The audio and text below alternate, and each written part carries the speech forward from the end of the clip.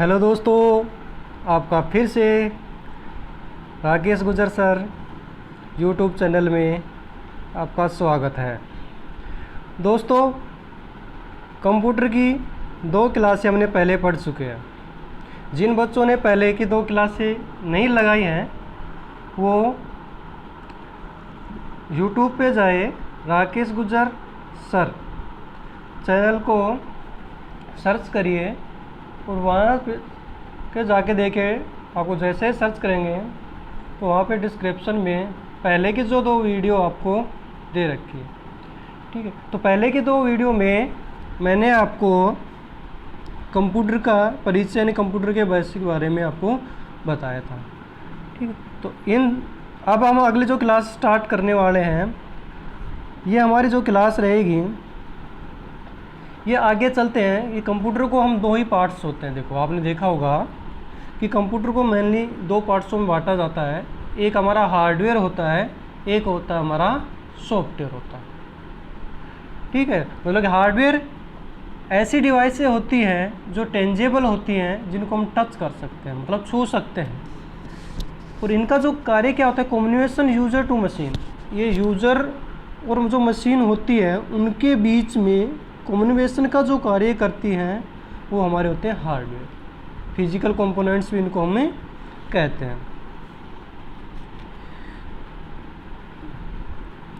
अब देखो, हार्डवेयर में को 4 पार्ट्स में बांटा गया है: input device, output device, processing device और स्टोरेज डिवाइस।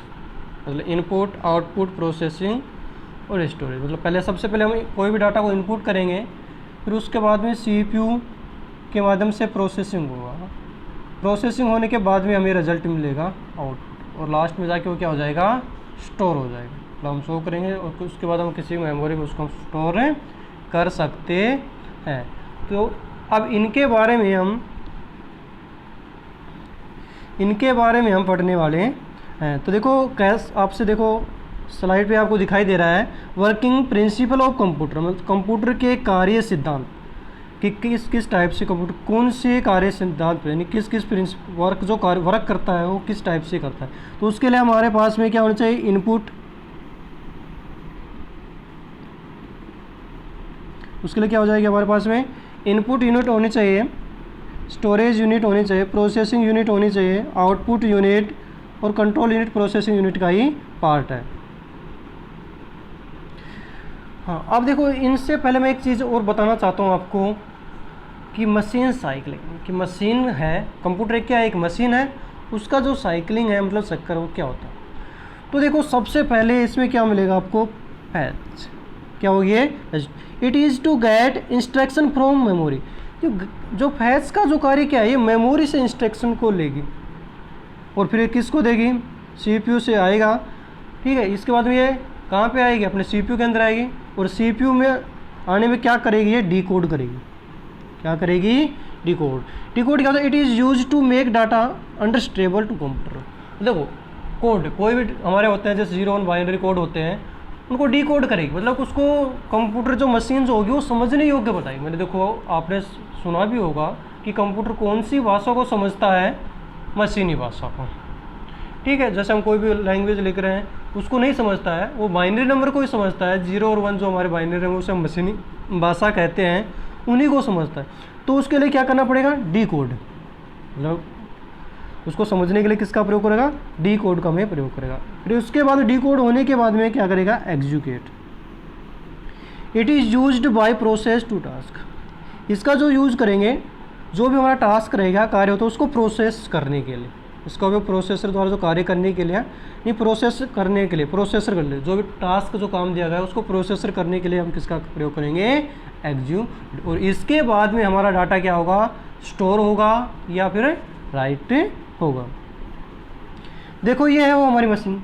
देखो, आपको जो दिखाई दे रही है ये मेन मेमोरी है, ठीक है। मेन मेमोरी के अंदर हमारा सॉफ्टवेयर प्रोग्राम इन मेमोरी, मतलब जितने प्रोग्राम होंगे इसके अंदर होंगे। यहाँ से देखो जो डाटा उठा के लेकर जाएंगे, किसके अंदर लेकर गए, ये अपना सीपीयू है। क्या है, सीपीयू है, ठीक है। और यहाँ से लेकर यहाँ तक ले जाने की जो प्रक्रिया हुई, ठीक है, उसको हम क्या कहेंगे, फैच। ले जाने की जो प्रक्रिया उसको हम क्या कहेंगे, फैच बोलते। ठीक है, फिर इसके बाद में क्या आएगा, किसका काम आ गया, डिकोड का, वहाँ से डिकोड होगी, और डिकोड के बाद में क्या होगी, एग्जीक्यूट होगी, एग्जीक्यूट के बाद में वापस यहाँ पर स्टोरेज कर दी जाएगी या राइट कर दी जाएगी। अब देखो वही थी डिवाइस, मैंने बताया था ना क्या है, 4 डिवाइस में कौन कौन सी डिवाइस हैं, input device, processing device, output device, storage device. 4 device को बांटा गया, input device, processing device, output device और स्टोरेज डिवाइस। अब आते हैं आगे, अलग अलग डिवाइस के बारे में पढ़ेंगे। पहली अपनी होगी इनपुट डिवाइस। पहली जो अपनी डिवाइस होगी कौन सी होगी, इनपुट डिवाइस। देखो इनपुट डिवाइस होती क्या है, इट, देखो ध्यान से सुना, it provides a means for the machine to communicate with its external environment by accepting और reading data and the program. देखो यह मशीन अपने आप में बाहरी के साथ, मतलब पीछे से बाहर आपको कोई लगे होंगे जो बाहरी डिवाइस से होंगी के साथ संवाद करने के लिए एक साधन प्रयाप्त करती है, मतलब बाहरी चीज़ों से लिंक करके। मतलब इनपुट क्या होता है, कोई भी डाटा कंप्यूटर के अंदर हम इनपुट कर रहे हैं, मतलब कोई चीज़ कंप्यूटर को हम, मशीन को हम कोई चीज़ दे रहे हैं, तो बाहर से अंदर की तरफ दे रहे हैं, इनपुट तभी होगा। ठीक है, तो बाहरी चीज़ से संवाद करने के लिए जो साधन हम यूज़ में लेंगे उसको हम कौन सी डिवाइस कहेंगे, इनपुट डिवाइस। अब देखते हैं इनपुट डिवाइस कौन कौन सी है। ठीक है, आप किसके बारे में पढ़ेंगे, हमारे इनपुट डिवाइस के बारे में पढ़ेंगे। तो देखो सबसे पहले इनपुट डिवाइस में कहते हैं ऑनलाइन और या फिर डायरेक्ट डाटा एंट्री, मतलब डायरेक्ट डाटा किसके माध्यम से हम एंट्री करेंगे। भाई इनपुट डिवाइस है तो एंट्री करेंगे, तो डायरेक्ट डाटा एंट्री करेंगे, वो हमारी कौन कौन सी डिवाइस हैं। वो देखो अब ये पूछ रहा है उसके लिए हमें किसकी यूज़ होगा, कीबोर्ड, जो हमारी डायरेक्ट डाटा एंट्री डिवाइस हैं, कीबोर्ड है, लोकेटर डिवाइस है, इंटरफेस और पिक डिवाइस है। ठीक है, 3 टाइप से इसको बांटा गया है डायरेक्ट डाटा एंट्री डिवाइस को, कीबोर्ड, लोकेटर डिवाइस और इंटरफेस। ठीक है, लोकेटर में अपने माउस हैं वो अलग अलग बताएंगे आपको, लोकेटर डिवाइस में क्या क्या चीज़ें आएंगी, इंटरफेस में क्या क्या चीज़ें आएंगी। यदि डायरेक्ट डाटा एंट्री हमें इनपुट करना है तो इन 3 चीज़ों पे आपको ध्यान रखना है कि डाटा डायरेक्ट एंट्री डिवाइस कौन कौन सी हैं, 3 है, कीबोर्ड है, लोकेटर डिवाइस है और इंटरफेस और पिक डिवाइस है। चलो दोस्तों आगे चलते हैं, अब पढ़ेंगे किसके बारे में, कीबोर्ड के बारे में। देखो कीबोर्ड क्या है, the most common input device is the keyboard, मतलब सबसे इनपुट सबसे कॉमन है। आपसे पूछ सकता सबसे ज़्यादा प्रयुक्त होने वाली इनपुट डिवाइस कौन सी है, सबसे ज़्यादा कॉमन यूज़ होने वाली डिवाइस कौन सी है, तो अपने आएगा कीबोर्ड। कौन सी है, कीबोर्ड है। ठीक है, उसका दूसरा क्वेश्चन मिलेगा आपको, कीबोर्ड में कितनी की हैं, ये एनसीईआरटी का डाटा है। वैसे अब वर्तमान के जो कीबोर्ड्स आ रहे हैं उनमें 109 के लगभग हो रही हैं, लेकिन एनसीईआरटी का डाटा में के अकॉर्डिंग जो कीबोर्ड में की संख्या है वो 104 है। दूसरा क्वेश्चन हो गया। इसके बाद तीसरा क्वेश्चन बनेगा आपसे QWERTY। देखो ये क्या होते हैं QWERTY, ये एक सीक्वेंस होती है। जो अपना कीबोर्ड होगा ना तो ऊपर में जो स्टार्टिंग में जो सीक्वेंस आएगी, देखा होगा आपने कि फर्स्ट जो लाइन होती है वहाँ पर लिखा था QWERTY, और इसी सीक्वेंस को हम क्या कहते हैं, QWERTY, यानी QWERTY कीबोर्ड भी इसे हम कह सकते हैं। ठीक है, 3 क्वेश्चन बनेंगे यहाँ से। आगे देखिए, देखो ये अपना कीबोर्ड है, आप देख रहे होगे यहाँ पे कोने में ये एस्केप की है, ये फंक्शन की है, F1 से लेकर F12 तक। ठीक है, यहाँ पर ईमेल है, ब्राउजिंग, इंटरनेट से समझिए, स्टेटस लाइट है जिसमें कैप्स लॉक है, नम लॉक है। ठीक है, स्क्रॉल लॉक है। 3 चीज़ होती हैं इसमें, कैप्स लॉक मिलेगा आपको, नम लॉक मिलेगा, स्क्रॉल लॉक। कैप्स लॉक कोई भी डाटा को अल्फ़ाबेट में अपर केस में लिखने के लिए, सभी अल्फ़ाबेट्स को अपर केस में लिखने के लिए कैप्स लॉक का प्रयोग करते हैं। नंबर लॉक में क्या होता है कि यदि हम नंबर को लिखना है, यदि नंबर हमें टाइप करना है तो नम लॉक कर देंगे, यदि नम लॉक कर देंगे, ठीक है, उसके बाद में हम नंबर लॉक, यदि उसमें लाइट आएगी, यदि लाइट ऑन हो रही है तो हम डाटा ले सकते हैं, यदि वो उसको नम लॉक कर देंगे तो फिर हम डाटा नहीं, उसमें कोई नंबर हम टाइप नहीं करें। स्क्रॉल क्या होता है, लॉक, इसमें क्या होता है, स्क्रॉल जो ऊपर नीचे होता है ना वो कार्य करता है। नहीं, कीबोर्ड को जैसे हम काम करेंगे नहीं, स्क्रॉल करना होता है तो उसके लिए इसका यूज हमें कर सकते हैं। ठीक है, मेन टाइप की कीबोर्ड आपने बता दिया थे। कर्सर एंड स्क्रीन कंट्रोल होती है, जो कर्सर को ऊपर left right upper, up, down, left, right का प्रयोग करते हैं। न्यूमेरिकल एंड डायरेक्शनल की है, बोर्ड कीपैड है ये साइड में अपनी ये। अब चलते हैं की, मतलब कौन कौन सी की का कहाँ कहाँ पे यूज होता है। तो सबसे पहले कहते हैं एंटर की। देखो एंटर किया क्या होता है, अगली लाइन में जाने के लिए, जैसे एंटर की दबाएंगे हम अगली लाइन में, वैसे इसका अगली लाइन में नहीं होता है, अगले पैराग्राफ में जाने के लिए यूज होता है। तो ध्यान रखना, आपसे पूछ ले यदि अगले ऑप्शन में है अगले पैराग्राफ में जाने के लिए किसका प्रयोग करेंगे, तो एंटर की का प्रयोग करेंगे। यदि पैराग्राफ नहीं है तो लाइन अगली लाइन वाला चल सकता है। उसके बाद में दूसरी अपनी है टैब की। टैब की होती है क्या होती है, देखो आपने देखा होगा कर्सर से, सॉरी अपना स्पेस बार होती है, स्पेस करते हैं, एक बार स्पेस कर दिया, 2 बार स्पेस, और यदि ऐसे ही 5 बार स्पेस देना आपको, कितनी बार स्पेस देना है, 5 बार स्पेस देना है, तो हम टैब की का प्रयोग हमें कर सकते हैं। इसके बाद तीसरी अपनी है इंसर्ट की। तो इंसर्ट की क्या होती है, ध्यान से देखना। इंसर्ट की में हम क्या करेंगे, जैसे देख लो हमने ये डाटा टाइप कर दिया कंप्यूटर में, कर दिया, अब इनको हमें मिटाने की ज़रूरत नहीं है। यदि हमारा कर्सर यदि यहाँ पे है इसके आगे, तो क्या करेगा, इंसर्ट की करने के बाद में ऑप्शन को हम करेंगे तो यहाँ से हमारा डाटा शुरू हो जाएगा। जैसे जैसे लिखते चलेंगे तो अगला जो डाटा हो जाएगा वो डिलीट होता चला जाएगा। जैसे यहाँ पे शुरू करेंगे तो आगे वाला डाटा अपने आप डिलीट होता चलेगा और अपना नया डाटा यहाँ पे लिखते हम चलेंगे। कह रहा है देखो, press once more to replace the old text with the currently type. जब हम करंट टाइप करेंगे तो ओल्ड डाटा वो क्या हो जाएगा, उसके जो रिप्लेस हो जाएगा। और अगली लाइन में देखिए, press once again to activate insert. ये दोबारा उसको एक्टिवेट करना चाहते हैं तो दोबारा एक्टिवेट करेंगे तो फिर वो दोबारा जो पहले वाला डाटा वापस से आ जाता है। आगे देखिए, अगली है डिलीट की। ध्यान रखना, बहुत इंपॉर्टेंट है। डिलीट की और बैक स्पेस की दो होती है, दोनों कंफ्यूज करती है हमें। ध्यान रखना, डिलीट की क्या करती है, डिलीट की का जैसे अपना मान लो कर्सर यहाँ पे है, डिलीट है, यहाँ पे है कर्सर, और इसमें मैं डी को ही डिलीट करना है तो फिर किसका प्रयोग करेंगे, डिलीट की का, वो बैक स्पेस से नहीं होगा। मतलब कि कर्सर के दाईं ओर के अक्षर को मिटाने के लिए कौन सी की का प्रयोग करेंगे, तो हमारा आंसर आएगा डिलीट की का। कर्सर के दाईं ओर के वर्ण को हटाना चाहते हैं तो कौन सी की का प्रयोग करेंगे, डिलीट की का। यदि हमारा देखो कर्सर यहाँ पे है और इसके अंदर हमें वाई को डिलीट करना, मतलब यानी की के लगा दे, या मान लो कि बी है, कहीं पे भी लगा लो, यहाँ पे है, ठीक है, यानी इस, तो कर्सर के बाईं ओर के अक्षर को डिलीट करने के लिए हमें कौन सी की का प्रयोग करेंगे, तो फिर बैक स्पेस की का प्रयोग हम करेंगे। ध्यान रखना, डिलीट की का प्रयोग कहाँ पे करेंगे, कर्सर के दाईं ओर के अक्षर को मिटाने के लिए, बैक स्पेस का बाईं ओर के अक्षर को, मतलब लेफ्ट को करने के लिए क्या करेंगे, बैक स्पेस का, राइट के लिए डिलीट का प्रयोग हम करेंगे। चलो अब अगली की पे चलते, कैप्स लॉक की। देखिए ध्यान से सुनना, कैप्स लॉक की है, नंबर लॉक की है, स्क्रॉल लॉक की है। मतलब कि ये जो हमारे कैप्स लॉक है, नंबर लॉक है, ये जो स्टेटस लाइट वाली जो की होती है, इनको हम टॉगल की भी कहते हैं। एक बार पूछा गया था एग्जाम में, पूछा गया था, शायद कलरक में पूछा था, आर्मी कलरक में, उसमें पूछा गया था कि टॉगल की कौन कौन सी, निम्न में से कौन सी टॉगल की है, तो कौन सी थे, उसमें अपना आंसर था कैप्स लॉक। कौन सा आंसर था उसमें, उसका अपना आंसर आया था कैप्स लॉक।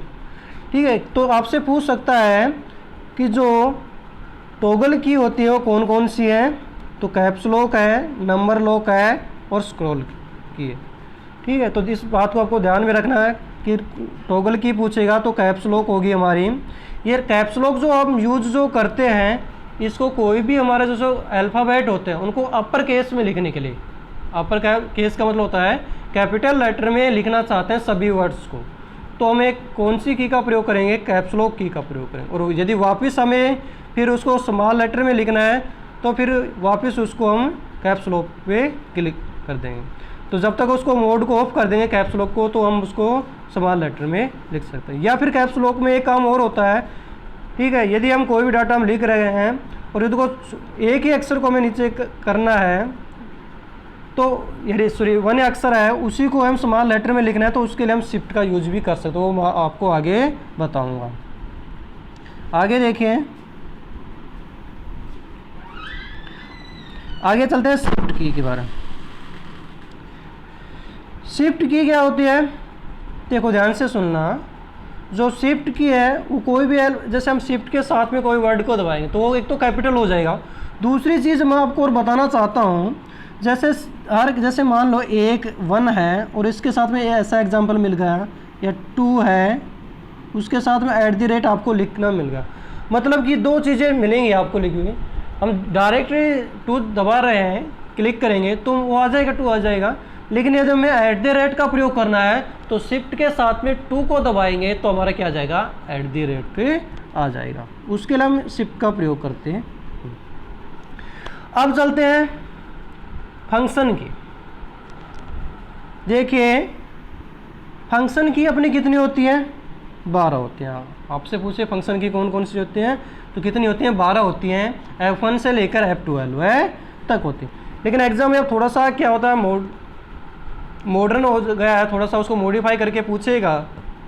तो इसमें देखो आपसे पूछ सकता है कौन सी की का कहाँ पे यूज होता है। तो देखिए दोस्तों ध्यान से, F1 का जो यूज होता है वो हेल्प के लिए होता है। ध्यान रखना, F1 का यूज किसके लिए करेंगे, हेल्प के लिए। F2 का जो यूज करेंगे वो रीनेम के लिए, मतलब फाइल का नाम बदलने के लिए। और F2 का एक जगह और भी करते हैं, एक्सेल में किसी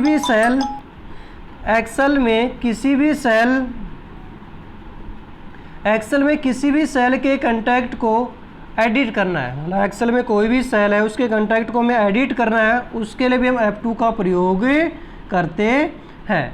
इसका F3 का जो यूज करेंगे वो सर्च, मतलब किसी भी चीज़ को खोजना है उसके लिए हम F3 की का प्रयोग करेंगे। अब देखो आ गया था F4 में ध्यान से सुकून देखना, F4 का स्पेशल तो नहीं था, लेकिन जो की के जैसे Alt प्लस में F4 का यूज होता है और एक अपना कंट्रोल प्लस F4 का भी यूज होता है। तो Alt प्लस F4 में कोई भी प्रोग्राम बने, मतलब कोई भी फाइल, कोई भी फाइल है, मतलब जैसे हमें किसी में MS वर्ड में हो, MS ऑफिस में हो, एक्सेल में हो या MS DOS में हो, किसी भी में हो, मतलब कंप्यूटर में कोई भी फाइल हो हमारी और उसको हमें बंद करना है तो Alt प्लस F4 को, मतलब कंप्यूटर में किसी भी फाइल को बंद करना है Alt प्लस।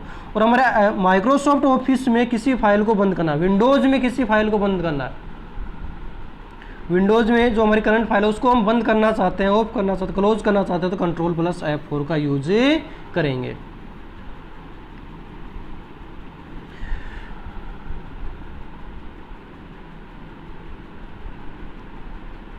ठीक, ये पीछे शायद कहाँ से आ गया वो, हाँ चलो सही है, F4 हो गया। आगे चलते हैं F5 पे। कौन सी की आ गई, F5 का प्रयोग करेंगे रिफ्रेश के लिए। किसके लिए, रिफ्रेश के लिए हम कौन सी की का प्रयोग करेंगे, विंडोज़ को रिफ्रेश करना चाहते हैं, रीलोड करना चाहते हैं, F5 की का प्रयोग हम करेंगे। इसके अंदर देखो F6 का, इसका प्रयोग हम इंटरनेट में URL होता है उसको जंप करने के लिए, मतलब कि इंटरनेट होता है, एक्सप्लोर होता है, मोजिला होता है, वहाँ पे जो हमारा एड्रेस होता है वहाँ पे यूज़ करते हैं किसका, F6 का। आगे देखो F7 का जो हम प्रयोग करते हैं स्पेलिंग चेक, किसके लिए प्रयोग है, पूछ सकता है, काफ़ी बड़ा एग्जाम्पल है। स्पेलिंग चेक करने के लिए कौन सी की का प्रयोग करते हैं, F7 का प्रयोग करते हैं। देखो ध्यान से सुनो, एक और होता है F7 का यूज़ और भी होता है, ठीक है, सिनोनिम्स के लिए। ठीक, कंप्यूटर के लैंग्वेज में थ्रेजर्स बोलते हैं उसको, थ्रेजर्स यानी समानार्थी शब्द सिनोनिम्स के लिए। उसके लिए हम प्रयोग करेंगे शिफ्ट प्लस F7। आपसे पूछ ले सिनोनिम्स के लिए, थ्रेजर्स के लिए कौन सी की का प्रयोग करेंगे, तो शिफ्ट के साथ में F7 का प्रयोग हम करेंगे। F8 रीबूट, इसका प्रयोग करेंगे रीबूट, मतलब कंप्यूटर को रीबूट करते हैं ना, जैसे हम रीस्टार्ट करना, रीबूट करना होता है, उसके लिए हम F8 की का प्रयोग हम करेंगे। F10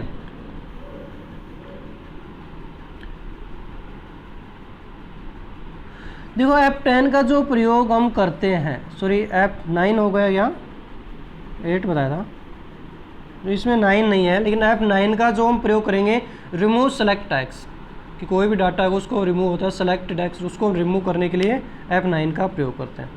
और F10 का प्रयोग जो हम करेंगे,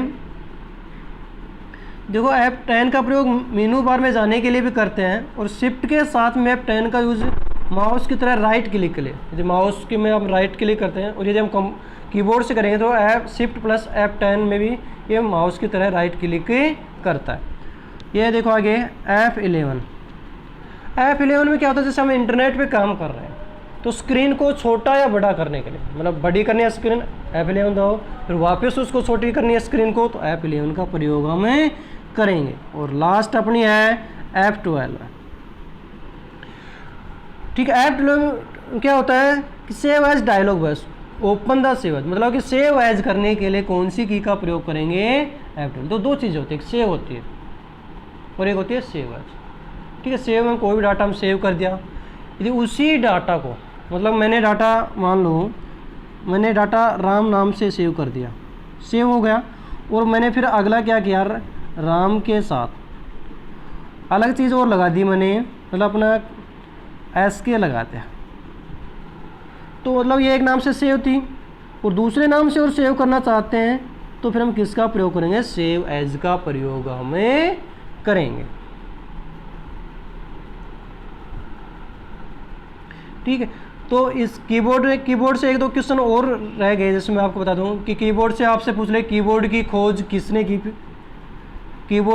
किसने की, तो क्रिस्टोफर सोल्स ने 1868 में की थी। कीबोर्ड की बंदा ना, तो क्रिस्टोफर, यहाँ पे थोड़ा लिखने में प्रॉब्लम हो रही है, ध्यान से सुनना, कीबोर्ड की खोज क्रिस्टोफर सोल्स ने 1868 ईस्वी में की थी। स्टैटिक जीके का पार्ट है, फिर मैं बताना चाहता हूँ कीबोर्ड के साथ में, कीबोर्ड की खोज क्रिस्टोफर सोल्स ने 1868 में की, और ये पहले टाइपराइटर की तरह था। किसकी तरह था, कीबोर्ड एक टाइपराइटर की तरह था। सबसे ज़्यादा प्रयुक्त होने वाली इनपुट डिवाइस कौन सी है, कीबोर्ड है। ठीक है, कौन सी कीबोर्ड का यूज कौन सी जनरेशन में किया गया, थर्ड जनरेशन में सबसे ज़्यादा यूज इसका होगा। एक क्वेश्चन और मैं आपको बता देता हूँ, की से समझ लीजिए, आपसे पूछा था सबसे बड़ी कीबोर्ड में सबसे बड़ी की, लार्जेस्ट की कौन सी है, तो स्पेस बार है। कौन सी है, स्पेस। एक क्वेश्चन पूछा गया है कि कीबोर्ड में सबसे बड़ी की कौन सी है, स्पेस बार है, HSC के एग्जाम में पूछा गया था ये क्वेश्चन। चलो आगे चलते हैं, अब चलते हैं अपने दूसरे, आते हैं कीबोर्ड हो गया, दूसरा बनाते हैं लोकेटर डिवाइस। लोकेटर डिवाइस क्या आते हैं, देखो यूज्ड फॉर कंट्रोल लोकेशन और position of the cursor on the screen. किस कर्सर होता है हमारा, ठीक है, उसकी जो पोजीशन, सॉरी हमारी स्क्रीन पर जो कर्सर की जो पोजीशन होती है उसको दिखाने के लिए अलाउ करता हो, कौन करता है, अपना लोकेटर डिवाइस। देखिए अब देखो कर्सर क्या होता है, कर्सर के बारे में थोड़ा सा पढ़ते हैं। कर्सर क्या होता है, एक वर्टिकल ब्लिंकिंग लाइन, मतलब कि जो देखो दो चीज़ें होती हैं, वर्टिकल ये होती है और हॉरिजॉन्टल ये होती है। तो ये वर्टिकल लाइन है, इस तरह होता है ना, इसको वर्टिकल ब्लिंकिंग लाइन बोलते हैं। ठीक है, कर्सर में को यूज़ करने के लिए एक माउस पैड का यूज़ करते हैं। किसका प्रयोग करते हैं, माउस पैड को हम इसमें यूज़ करते हैं। ठीक है, सॉरी माउस के लिए करते हैं, कर्सर के लिए नहीं, सॉरी माउस चल रहा था। लोकेटर डिवाइस, हाँ आगे आ दो, तो उसकी बात नहीं कर्सर की। अब चलते हैं लोकेटर डिवाइस हमारी कौन कौन सी हैं। तो माउस है, ट्रैक बॉल है, टच पैड है, ठीक है, और डिजिटाइजिंग टैबलेट है और जॉयस्टिक है। ये हमारी कौन सी डिवाइस है, locator device. Mouse, track ball, touch pad, digitising tablet और जॉयस्टिक। ठीक है, अब सबसे पहले पढ़ेंगे हम माउस के बारे में। देखो माउस, देखो क्या होता है, छोटी हाथ में पकड़ के यूज़ करने वाली डिवाइस है, हैंड हेल्ड डिवाइस है ये। ठीक है, ये डिस्प्ले पे स्क्रीन करती है, रोलिंग करती है। ठीक है, इसके लिए माउस पैड का आपसे ये क्वेश्चन पूछ सकता है कि माउस को रखने के लिए किसका प्रयोग करेंगे, माउस पैड पे। किस पे रखा जाता है, ये माउस पैड पे रखा जाता है। ठीक है, इसके बाद में देखिए आगे चलते हैं, आपसे क्वेश्चन बनता है आगे कि माउस की टाइप कितने टाइप से इसको माना। तो देखो मेनली तीन टाइप से होता है इसका योग, एक मैकेनिकल है, ऑप्टिकल है, वायरलेस। ध्यान से देखो कि फिजिकल माउस, ध्यान से देखो, जो फिजिकल माउस होता है उसको मैकेनिकल, बाल होती है ना, ऊपर लगी होती है बाल, उसके ऊपर गोल गोल जो लगी होती है, उसको हम फिजिकल माउस बोलते हैं। उसके बाद में उससे जो मैंने बॉल से फिजिकल मूवमेंट होगी वो बॉल से होगी। उसके बाद देखो आगे ऑप्टिकल, ऑप्टिकल माउस में लेजर माउस भी इसको बोलते हैं, ठीक है, लेजर माउस बोलते हैं। और इसका जो हम प्रयोग करें लाइट के सिग्नल पे काम करती है, लाइट के सिग्नल पे जो काम करती है वो हमारा लेजर माउस होता है, ऑप्टिकल माउस भी इसको हम बोलते हैं, ठीक है। एक वायरलेस माउस भी होता है जिसमें वायर नहीं होती, ठीक है। माउस को हम पक भी कहते हैं, माउस को हम क्या कहते हैं, पक भी कहते हैं। ये देखो आगे आते हैं ट्रैक बॉल। दूसरी लोकेटेड डिवाइस कौन सी है, ये कैसी मूवेबल है, मूवेबल बॉल होती है, वो है पॉइंटिंग डिवाइस भी कहते हैं इसको। कौन सी डिवाइस कहते हैं, देखो माउस है, ट्रैक बॉल है, ठीक है। जितनी भी हमारी लोकेटेड डिवाइस होती है इनको कौन सी बोलेंगे, पॉइंटिंग डिवाइस कहते हैं। लोकेटेड डिवाइस या पॉइंटिंग डिवाइस भी इन्हें हम कहते हैं। तो देखो एक माउस में पहला क्वेश्चन एक छूट गया था मेरे से, जो स्टैटिक वाला था कि माउस की खोज किसने की, माउस की खोज किसने की, तो डगलस एंजेल्बर्ट ने 1964 में, डगलस एंजेल्बर्ट ने। पूछ सकता आपसे माउस की खोज किसने की, डगलस एंजेल्बर्ट ने। और सबसे पहले इसका यूज हुआ था एप्पल, कौन सी कंपनी ने किया था, एप्पल ने।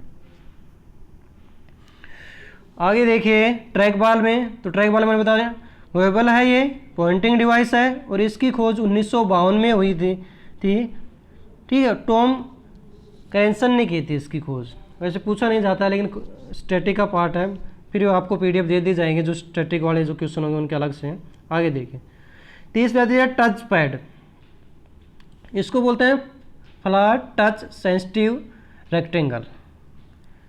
देखो it is flat touch sensitive rectangle surface, क्या होगी हमारी टच पैड। आगे देखिए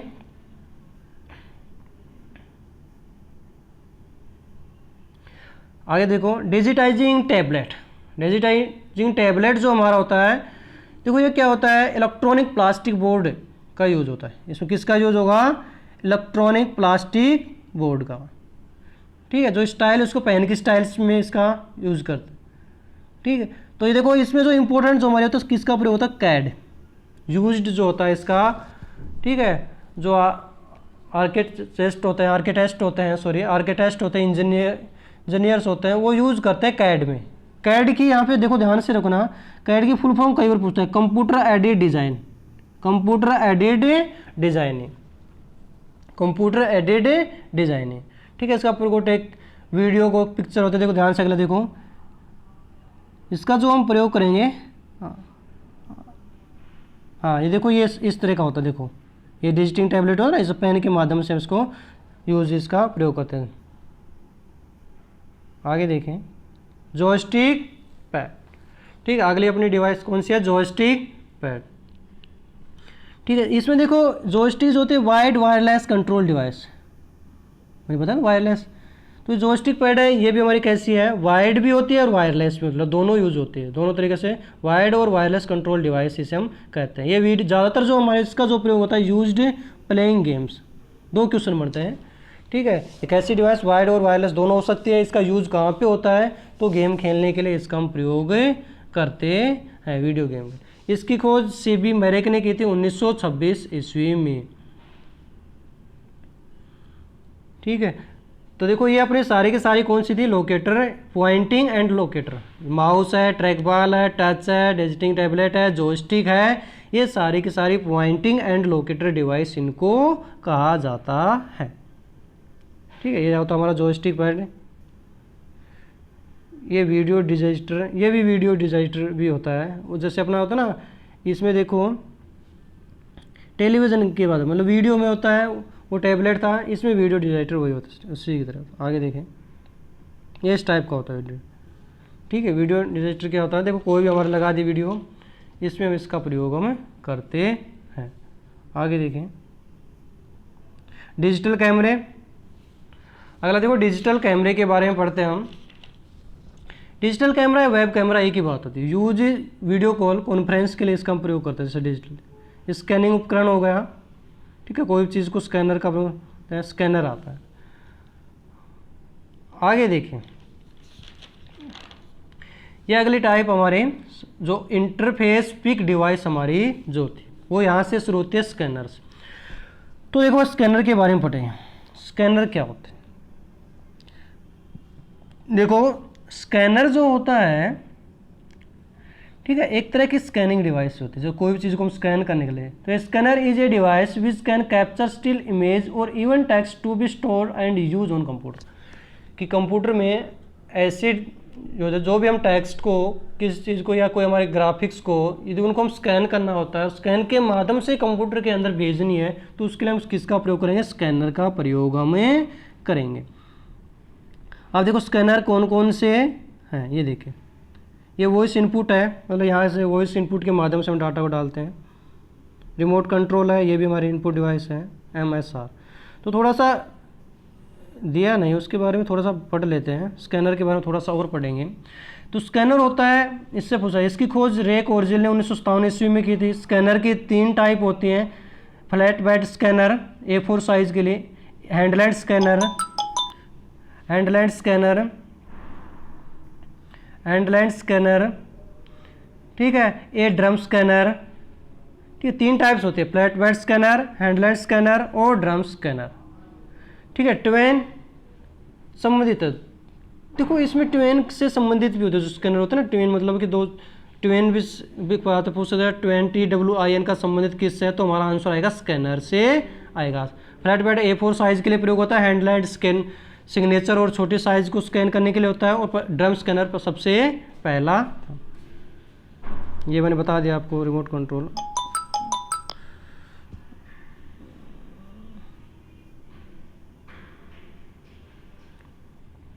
आगे पढ़ते हैं MSR।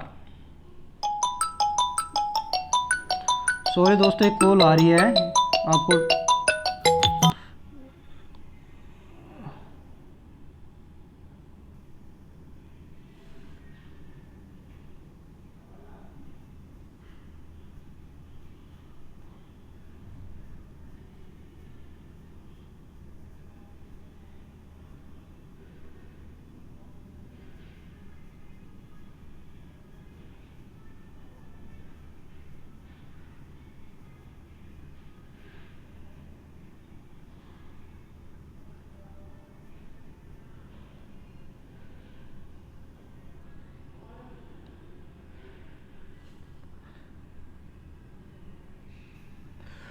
चलो दोस्तों, तो देखो आगे चलते हैं। MSR मैग्नेटिक स्ट्रिप रीडर, ये भी एक हमारी इनपुट डिवाइस है।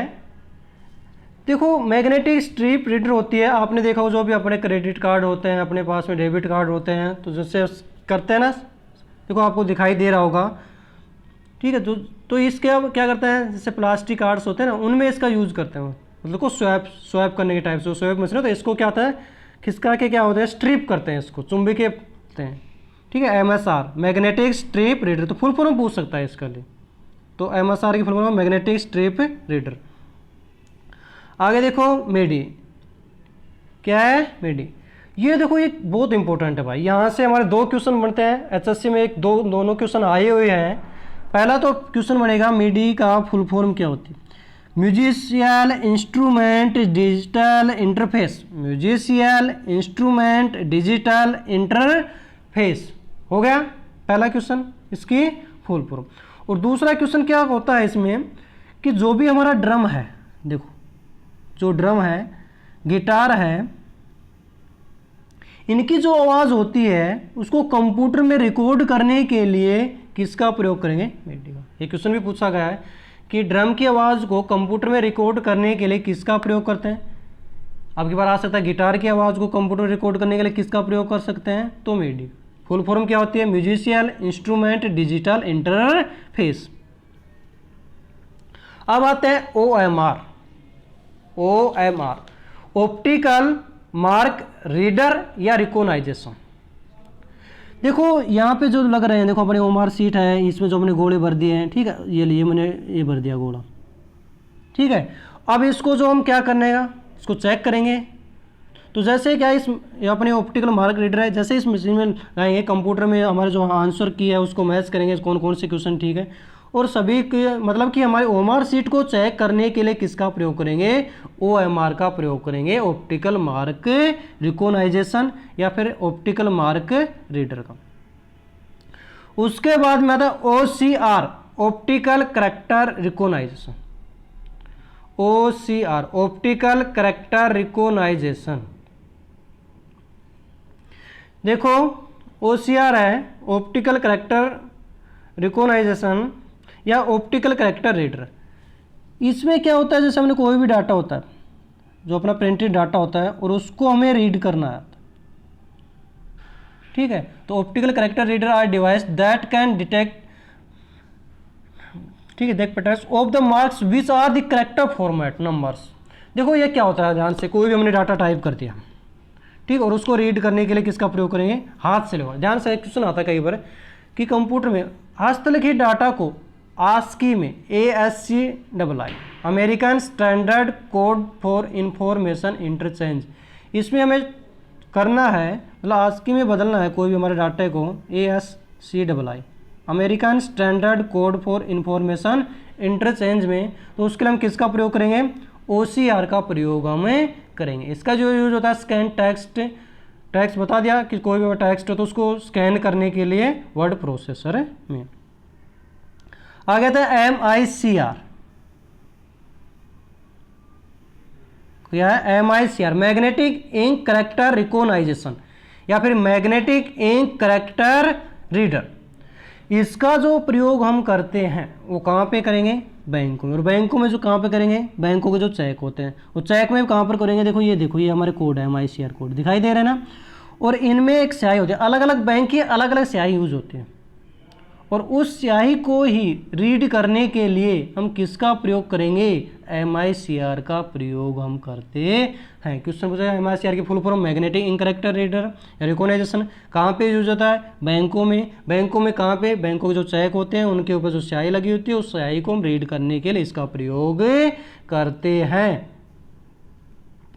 आगे चलते हैं BCR, देखो ये भी important, BCR bar code reader.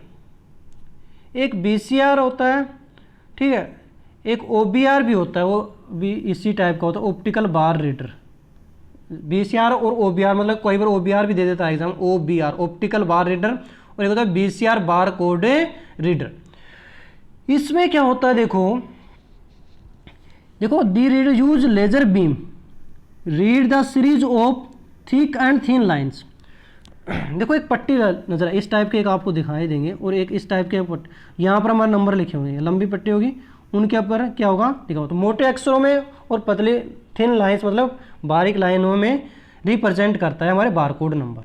उस पर हम क्या लिखे होंगे, हमारे बारकोड नंबर लिखे होंगे, ठीक है। अब ध्यान से सुनना, इसका जो यूज करेंगे सुपर मार्केट्स में करते हैं, ठीक, वो बताऊँ आगे, सुपर मार्केट्स में भी करते हैं, लाइब्रेरी में करते हैं, टिकट्स में भी करते हैं, एयरपोर्ट पे भी करते हैं, ऑप्टिकल, ठीक है।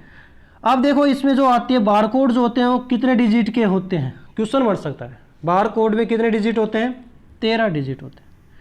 अब इनको 3 पार्टों में बांट दिया, तो पहले जो हमारे 2 डिजिट होंगे वो करेंगे रिप्रेजेंट्स कंट्री, किसको रिप्रेजेंट करेंगे, कंट्री को करेंगे कि भाई कौन से देश का ये है, ठीक है। उसके बाद अगले जो 5 होंगे वो हमारे करेंगे मैन्युफैक्चर, मतलब कि उत्पादन, मैन्युफैक्चर कहाँ से हुआ है।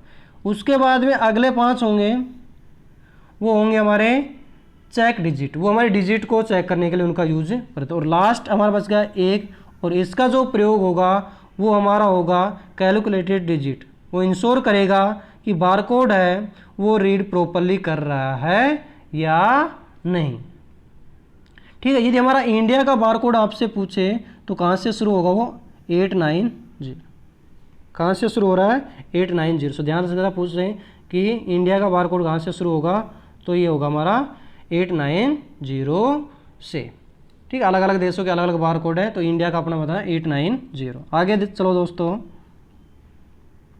ये मैंने बता दिया आपको, आज तो फ़ोन पता नहीं कितने आएंगे। आगे चलो,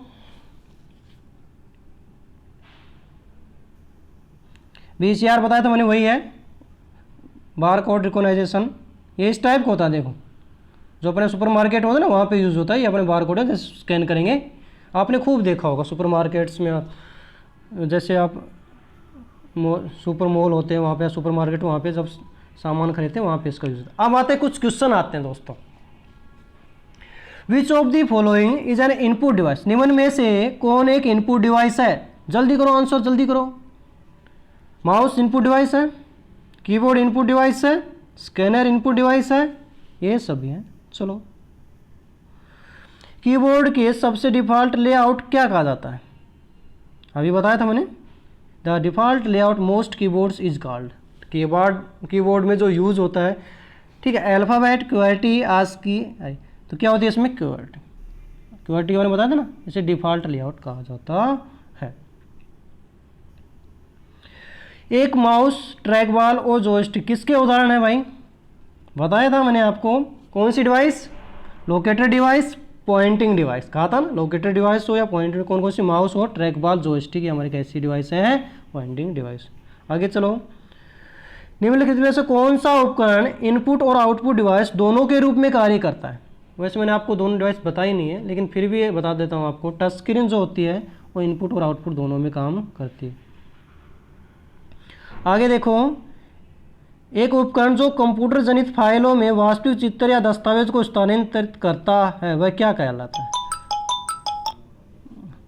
हद कर दी आपने, हद कर दिया, हद कर दिया आपने कॉल करने वालों ने तो। चलो अगला क्वेश्चन पे आते हैं। एक उपकरण जो कंप्यूटर जनित फाइल में वास्तविक चित्रों या दस्तावेजों को स्थानांतरित करता है वह क्या कहलाता है? मतलब कि क्या करता है? एक device that transfer real picture और documents into computer generated file.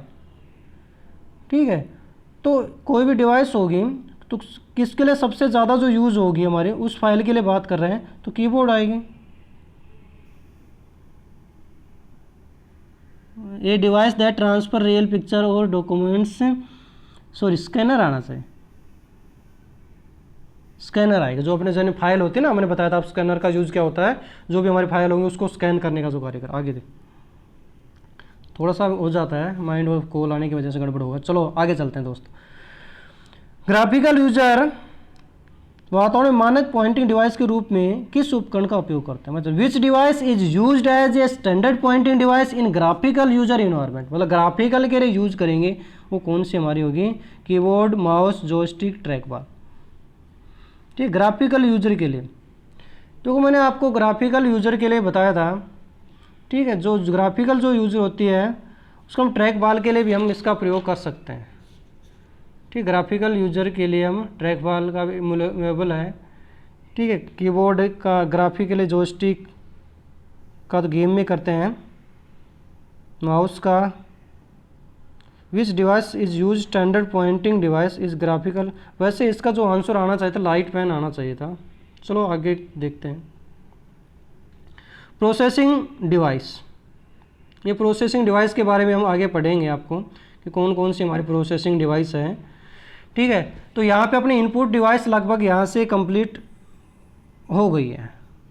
ठीक है, इनपुट डिवाइस हमारे लगभग से कंप्लीट हो चुकी है। ठीक है, अब हम अगली जो हमारी डिवाइस आएगी प्रोसेसिंग डिवाइस, मतलब एक हमने कंप्लीट कर लिया है। ठीक है, तो प्रोसेसिंग डिवाइस जो होगी वो हम अगली क्लास में पढ़ेंगे।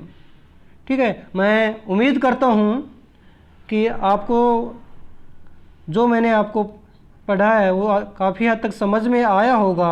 यदि फिर भी कुछ कमी हो रह गई है आपको तो कोई बात नहीं, ये अपनी रिकॉर्डेड क्लास है, आपको यूट्यूब पर हमेशा मिलेगी, आप इसको फिर से देख लेना। ठीक है, और सभी दोस्तों से मेरा यही निवेदन है कि आप अपने इस राकेश गुर्जर सर चैनल को ज़्यादा से ज़्यादा सब्सक्राइब करो कि ज़्यादा से ज़्यादा बच्चों को इसका फ़ायदा मिले। क्योंकि देखो, और आप लोगों का मुझे बहुत ज़्यादा सहयोग मिला है। मैंने 2 दिन पहले ही अपना ये यूट्यूब चैनल शुरू किया था और 2 दिन में इतना अच्छा रिस्पांस मिला है।